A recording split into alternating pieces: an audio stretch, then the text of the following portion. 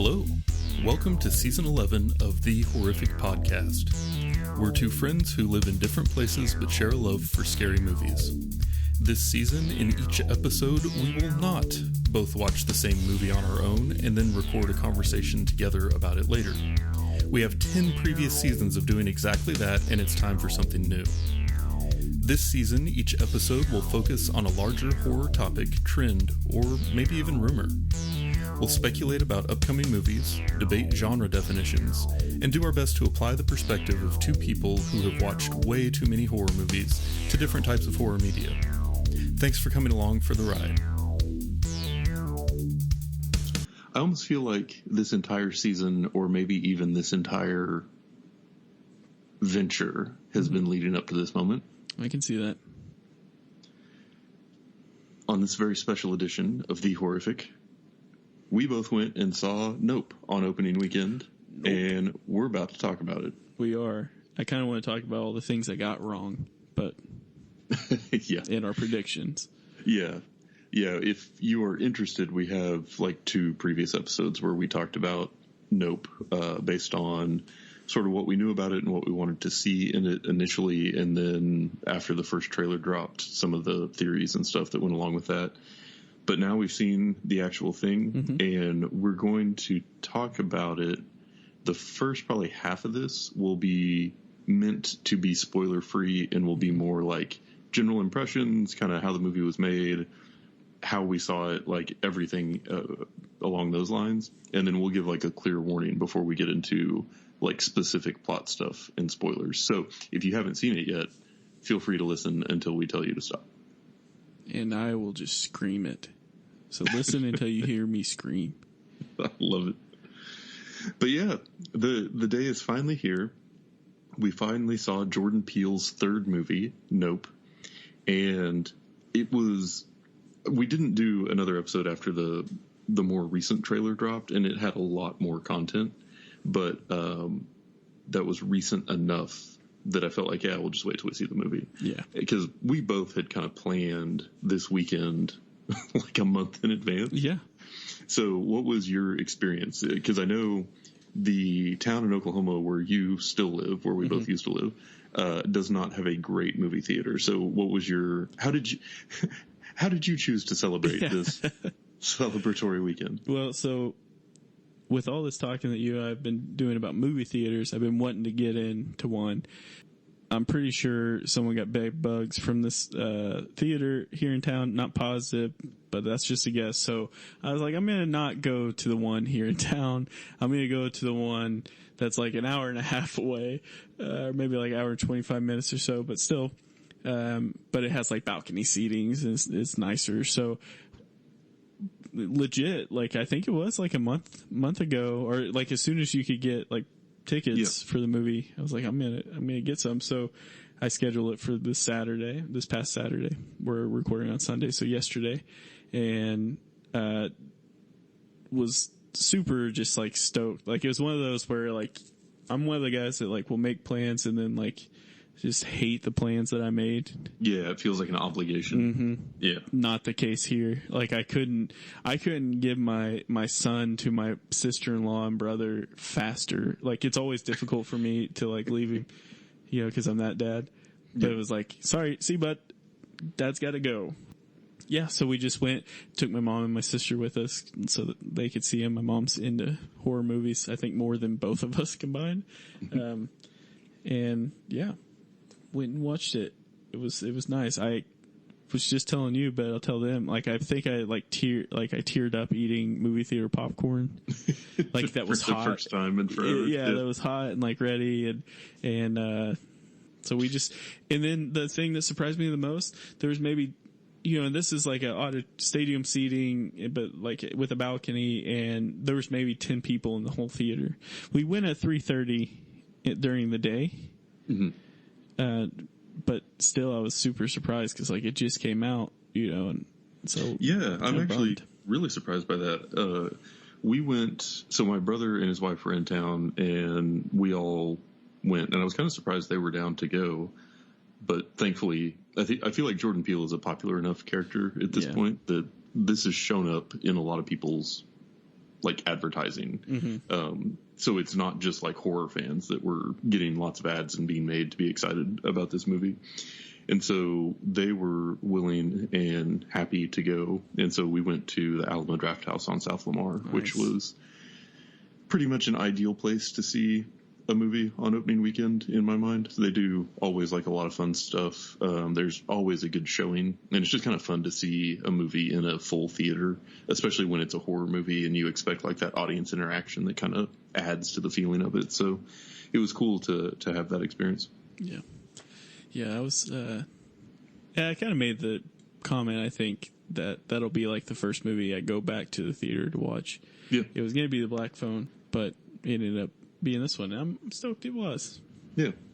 Good return to form. But yeah, I guess kind of just to start off with on this one, you know, we've been obviously super excited about this for a long time. I think we both really, really loved Get Out. We both liked Us a lot, thought it was a very solid movie. And this one is set to be Jordan Peele's, you know, kind of biggest, grandest, highest budget thing, right? And I think that on the whole, it was a very beautifully made movie. And I thought that the acting was great. And it had a budget, I think, of $68 million is what I read. And as of when I checked in looking for this earlier, like middle of this afternoon on Sunday, it is already at $44 million so far for its opening weekend. So that's a really good sign, right? Like it's currently number one in the box office. It's awesome to see that people are going out and supporting it. It's clearly not on like Marvel movie numbers where that's just like such a mass appeal that everybody and their dog is going to see it. But this one seems to be doing well. Reviews are mostly good. But I did notice a pretty big difference between like audience score, average audience score, and like average critic score. Yeah. And so I was curious just to kind of know what your overall impression was of the movie. And then do you have theories on why that would be so different? And again, we don't want to get into plot specifics yet. This is kind of more like, if someone hasn't seen the movie, like, let's help them set expectations appropriately. Yeah, so going into this, super stoked, thinking like, oh, okay, this thoroughly enjoyed the first couple films. Interested to see where this one takes us.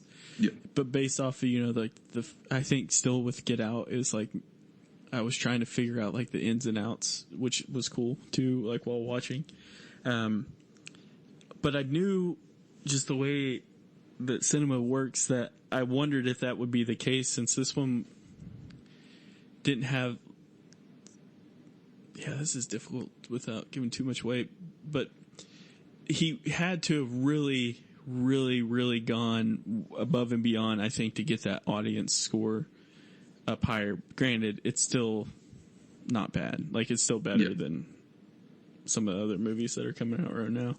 But so you think it was more just because there was so much hype, it would have been almost impossible to fulfill it? I think so, to an extent.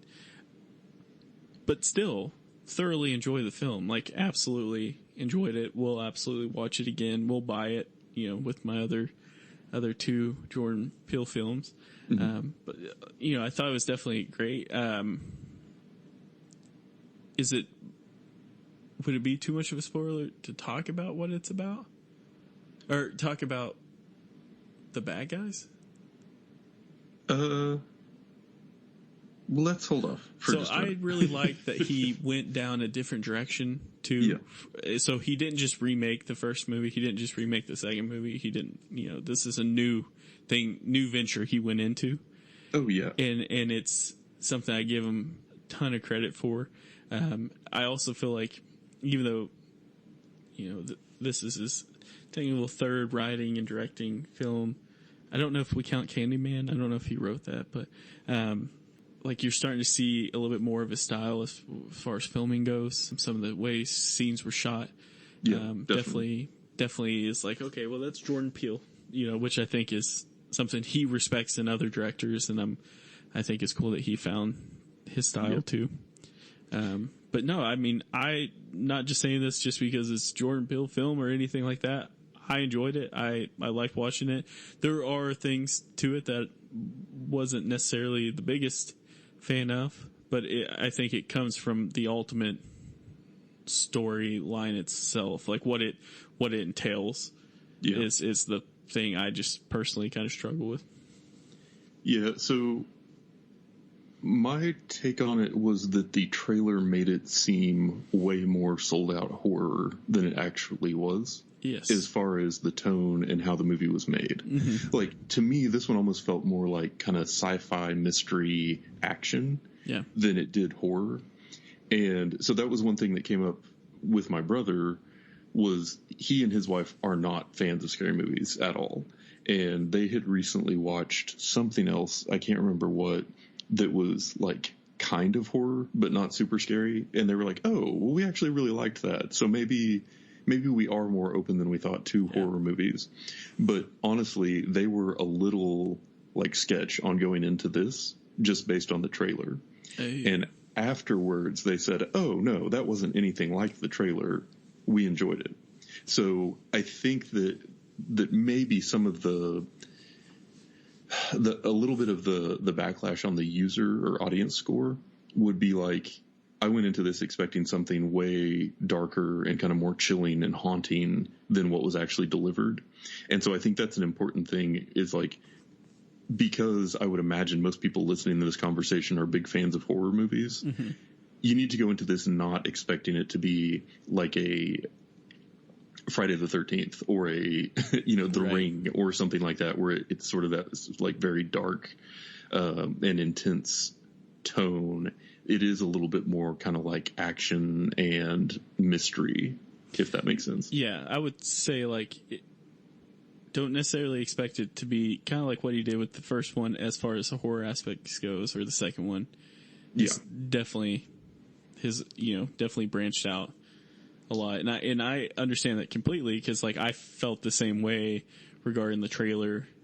Like the theories I had on the trailer was super intense, and then when you watch it, it's like, oh, that's what that was. Like, oh, that's not that was a minor, not even brought up part. Right. So all that said, I think before we get into the spoilers, so don't scream yet, but I think that the big takeaway for me was, if you are a horror fan looking for a horror movie, you just need to like calibrate expectations a little bit going into this one, and don't expect it to be that, or else you're probably going to be a little bit disappointed. Yeah. So, yeah. But do expect going into it being a modern day sci-fi horror film. Yeah. In my notes I had, is it worth seeing? Yep. Is it going to be my top movie of the year? Nope. Yeah. Nope. But cool. Well, do you want to get more into like the spoilery part, like more specifics now? Yes. All right. That was your warning. If you do not want to hear spoilers about this movie, then stop listening now. And if you keep listening and hear spoilers, it's really not our fault. It's yours. So don't at me, brah. I'm still trying to figure out how to yell. Nailed it. Yeah, thanks. Okay, so I have a theory about this movie. Oh. I have a theory that it was meant to be like 3.5 hours. Oh. And that it needed to get cut down a lot. Yeah. And then I think the main part of the story that was meant to be the most impactful kind of got the short end of the deal. I can see that. 100%, my man. Because it seems like with all the time that was spent on the Gordy storyline, mm-hmm. and then the fact that they brought back the woman who like survived the attack, and the fact that they spent time on the guy like walking through his shrine to that show and everything, mm-hmm. and then it seems like it was really important to the story that you had this guy who had seen the consequences of trying to like use a wild animal for entertainment, and then seeing it turn on you, mm-hmm. later turn around and basically make the same mistake with something much larger and more powerful. I think that was meant to be like the impactful part of the story. I see that. Yeah. But I feel like the parts that would have made that stick, like all of a sudden just one day, oh yeah, he's doing this show every night and we're going to go, and the first one that we know about or find out about is when things go wrong. It wasn't like there was any warning him where he was making like the wrong choice or where it became clear that he had evidence that he needed to worry or anything else. It was just very much like, it felt very rushed on that part. And then, so it was like there was a lot of kind of like vague setup. And then like, oh, this is what's going on. And now it just went wrong. And now the main characters we care about are trying to do their thing. Mm-hmm. And so it just, from a story perspective, it made it feel like, what was the point of the woman with the torn up face? What was the point of the backstory with Gordy? Why did they introduce the random coworker at Fry's, which I still don't have an answer for? And like, what was up with that shoe that was standing up? And those things all, I feel like, were meant to, except for the random coworker at Fry's that played no role in the development of anything. But I feel like if that was more the point of the movie, then they could have really done something cool with the lack of character or the lack of personal development of Jupe. Was that his name? Whatever. Anyway, the main guy from that, who was also the child star. Was it Gordy? No, Gordy was the monkey. Yeah. Jupe. Yeah. Jupe. Yeah. So if Jupe's story was meant to be like his like tragic downfall was meant to be like the focus of the film, then I could have seen that being really cool. But it didn't feel like he was the main character. So the fact that the main story arc revolved around him just felt off to me. Like the whole movie, it felt like the emotional impact and like that feeling of, fear for the characters on the screen was just very like discombobulated. Yeah. And like it's happening here, but there's this other story thing that's going on. And so for me, I think it could have been edited a little bit differently, and that wouldn't have been the case. Like, because in reading some of those reviews that like stuff that people didn't like specifically, a lot of it was about story, and they're like, I'm not scared, I'm just confused. And so it's like people went in expecting something super terrifying, and then it wasn't that, but then also the story was like not super straightforward. So yeah, I could definitely see that too. I mean, because I felt like I had more questions leaving this than I did the other movies that his other movies that he had watched. Oh, 100%. Where it was like, yeah. What was the deal with just putting the names on the screens, like saying Lucky and then going under that, or Gordy and going, showing like a clip from a long time ago. But I think you're right. Like it definitely did seem like a lot had to be cut out because there was a lot of like random buildup. And I feel like probably a lot of money paid to have like the actor playing Jupe be in there, but then like he was just there for a bit and it was done. The other thing that I thought was strange was like the way it watched, where I felt like early on it was like super fast. Like I remember looking at my clock and I was like, oh wow, we're like an hour and 30 minutes in, or hour and 20 minutes into this right now. That's crazy. Like an hour left. And then like the next hour, I swear it just seemed like it took like 3 hours to get there. And I don't know if it was just like the big climatic like fight like took place in the last like 15 minutes, it seemed, I mean, granted they were battling this and figuring things out, but like, I don't know, there just wasn't much going on. And other thing that I thought was strange was the,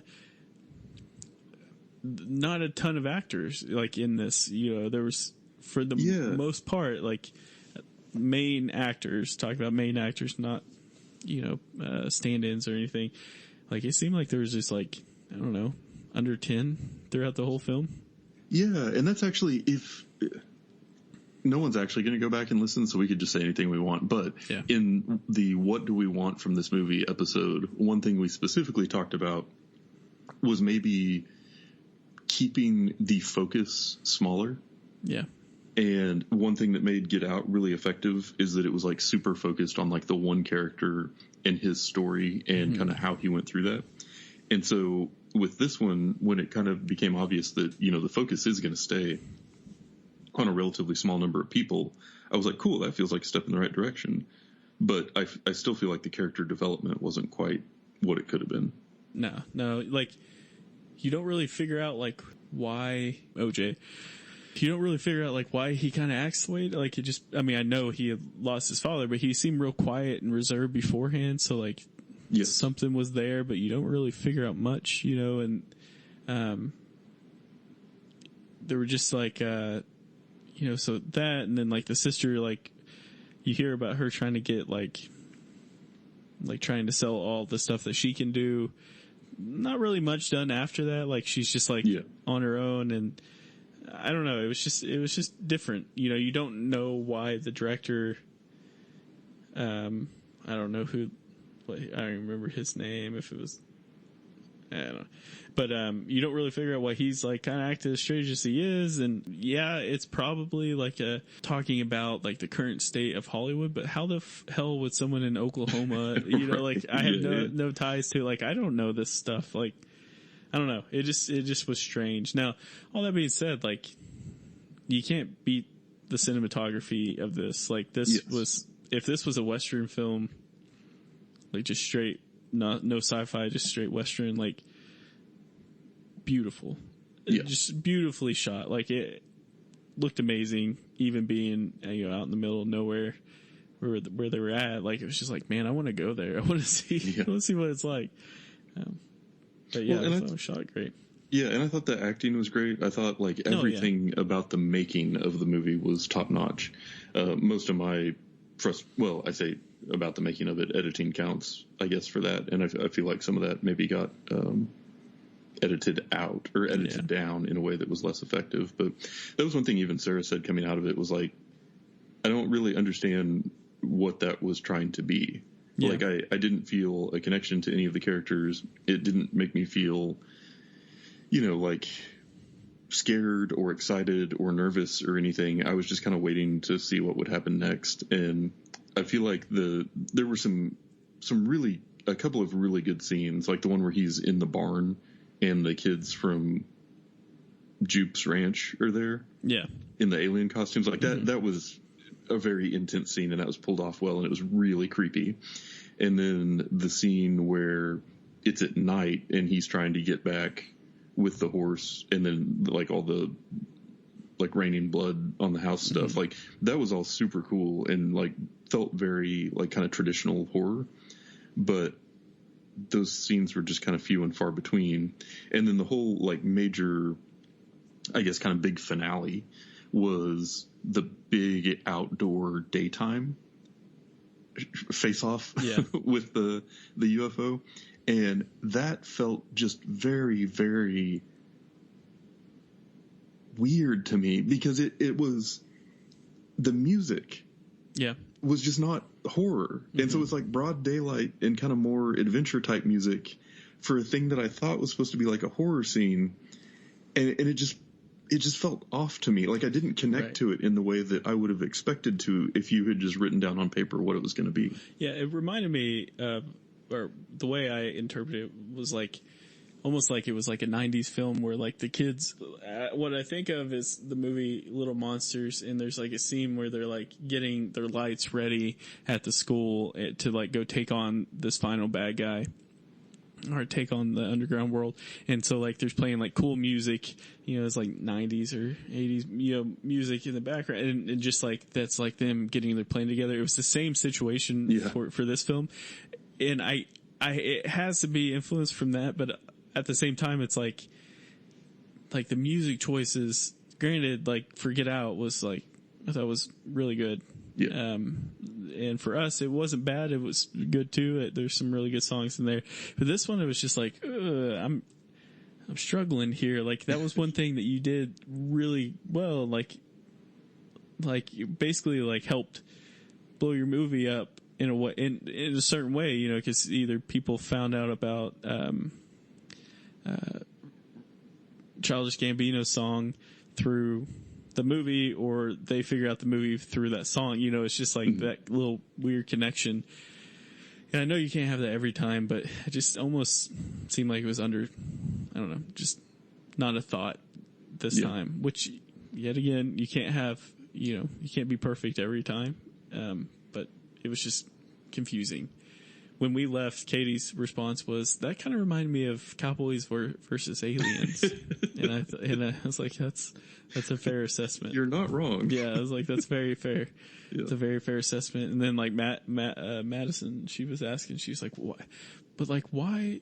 You know, so she was but why? Like, why this, why that? And so she was texting me all last night. Like, I figured out why he liked, or why, he was so obsessed with like Gordy or whatever the case is. And yeah. So it was a different movie for sure.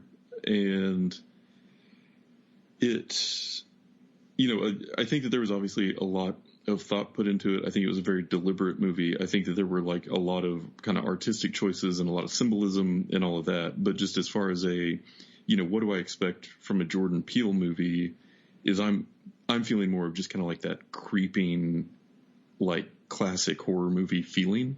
And I feel like this one rarely got into that. And so it's not that there was anything wrong with the movie or that, you know, it had lots of problems or anything. It was just like, okay, that's not exactly what I was hoping it would be. Yeah. And I feel like the trailer very much made me think it was going to be a different type of movie. So that's kind of my biggest complaint is I almost feel like it was kind of advertised different than what it was prepared to deliver. Yeah. And just based off the trailers, but all in all though, I'm still happy with it. Like it's a modern day current sci-fi film. I would way rather watch this than like, you know, Tom Cruise, War of the Worlds, or, you know, like this is something, and you know me, I'm not the biggest sci-fi fan. Like it's just not, my brain just doesn't, I don't know. I'm just not the biggest, but like, I didn't think this was bad. If I'm going to go back and, you know, Katie, you know, she was asking me like, well, which ones are your favorite? It's like, well, it's kind of in the like order basically, but like I watch Us more. I don't know why. I think it makes me feel like Halloween more than Get Out. But, but yeah, it's not, definitely not bad. I highly recommend people seeing it, especially if you're a fan of the first two films. It's just, what we're basically doing is just giving you a warning of like, hey, don't go in expecting this to be the most horrific movie of all time, because which granted is the premise of these conversations, is breaking down horror movies. So, you know, I feel like for people who are listening to this, it should be a fair warning. But yeah, I mean, definitely still a good movie. I, you know, do not regret seeing it. I am glad that it was made. Just not, it's not going to be like, you know, in my top 2 movies of the year like I had hoped it would be. Yeah. Nah. Those usually go to Pixar's films for you though, right? Oh, no, I am just a hardcore Marvel fan. I'm like, you know, the more sequels, the better. You can't really enjoy a movie unless there have been a bunch of movies telling a story about the same character already. So, you know. But. No, the only other thing I had, just kind of in jotting down some thoughts afterwards, was I really feel like this could have made a really good Twilight Zone episode. Oh, yeah. Like the idea of, you know, because with the Twilight Zone, there's always kind of that twist, you know? And so that idea of the guy who discovers the UFO and then is basically using it as a party trick until he pisses it off and then it it turns on him, you know? Like I could definitely see that being like an effective, you know, hour-long episode of the Twilight Zone or something. There was also like some humor put into this that I didn't feel like was distasteful. Oh, yeah, for sure. One of the things I thought was just one of the more funny ones was when the guy pulls up on the motorcycle. Yeah. And the reason why I thought it was funny was when they found out that he was from TMZ. Yeah. Their response, like she looks up and yells, "He's from TMZ!" So like he was immediately like the bad guy. Yeah, right. Because he just wasn't a person anymore. Yeah, he could have got the footage, you know, for one, but for two, like, you know, he was definitely definitely Nightcrawler-ish. I thought it would have been amazing if it was Nightcrawler that showed up, or Jake Gyllenhaal's character showed up there, but there was definitely like definitely some humor in it. I think that's what like Angel's purpose and also Kiki's purpose as well. Yeah. Kiki Palmer. not purpose, but like that was one thing that they both did really well throughout the film because, like Daniel, his character had to be pretty somber through a lot of it, And, yeah. Cool. Yeah. Glad we saw it.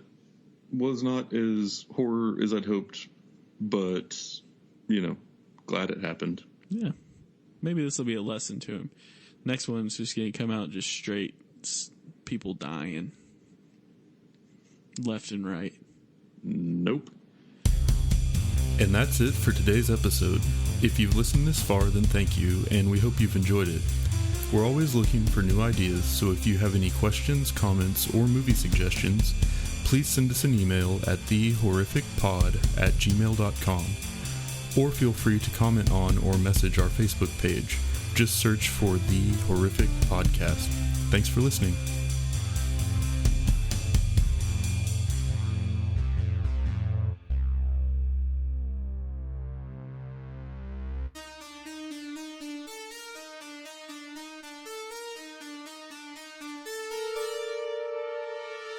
Was just telling you, but I'll tell them. Like I think I teared up eating movie theater popcorn. Like that was hot. First time in forever. Yeah, that was hot and like ready, and they didn't have any ices, which is like the most stupid thing because they have advertisements with ices at the Warren Theater in Broken Arrow, calling you out by name, owned by Regal. No ices, but it was fine.